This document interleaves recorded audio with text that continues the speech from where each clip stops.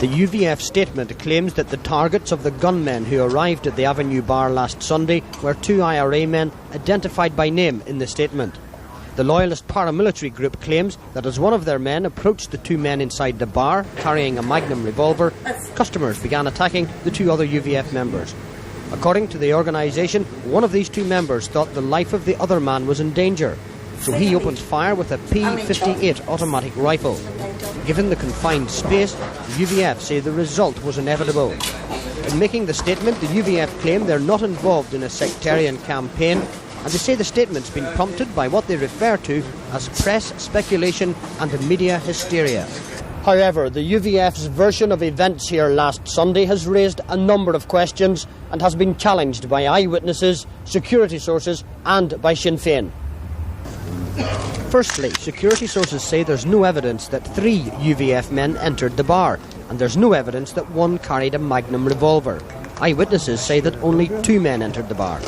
Secondly, forensic evidence suggested that Czechoslovakian-made AK-47 rifles were used, similar to those seized in Portadown earlier this year and those found in North Belfast in February.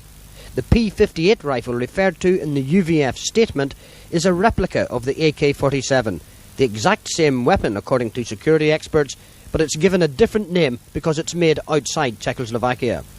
And thirdly, Republican sources claim that one of the 2 alleged IRA men identified by name in the UVF statement was definitely not in the bar last Sunday at any time. A Sinn Féin spokesman said the gunmen fired indiscriminately into the bar last Sunday and didn't make any attempt to target specific individuals.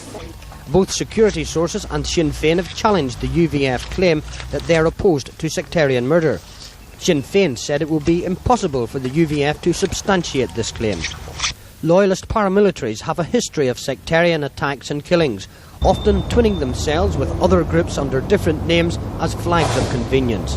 In the 70s, the UVF was very active, but in recent years, a group calling itself the Protestant Action Force has claimed responsibility for sectarian murders, perhaps most notably in the early part of 1986 in North Belfast. In all, 7 people had been killed, and in September of that year, the IRA, who were continuing their campaign against the security forces, retaliated by murdering John Bingham at his North Belfast home, claiming that he was the UVF's operation officer in Belfast. Many police sources say that the UVF and the Protestant Action Force are virtually the same organisation.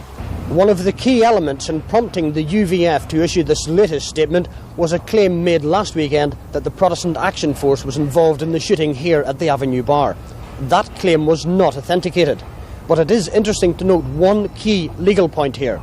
Being a member of the Protestant Action Force is not illegal. That organisation is not included on the list of Republican and Loyalist paramilitary groups which are proscribed under the existing emergency provisions legislation in Northern Ireland. Earlier this week, a self-confessed UVF member, John Miller, was jailed for life for the sectarian murder of Brian Leonard on the 12th of July 2 years ago at a building site on the Shankill Road.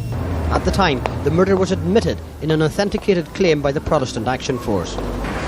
Meanwhile, detectives at Castlereagh Holding Centre in Belfast are questioning 6 men detained earlier this morning in raids in North and East Belfast. The only comment from the police officially is that the men are being questioned about serious crime. But it has been confirmed that all 6 come from Loyalist areas, and it's understood they're being questioned about last weekend's murders at the Avenue Bar. Sources say they're also facing questions about 2 other sectarian killings.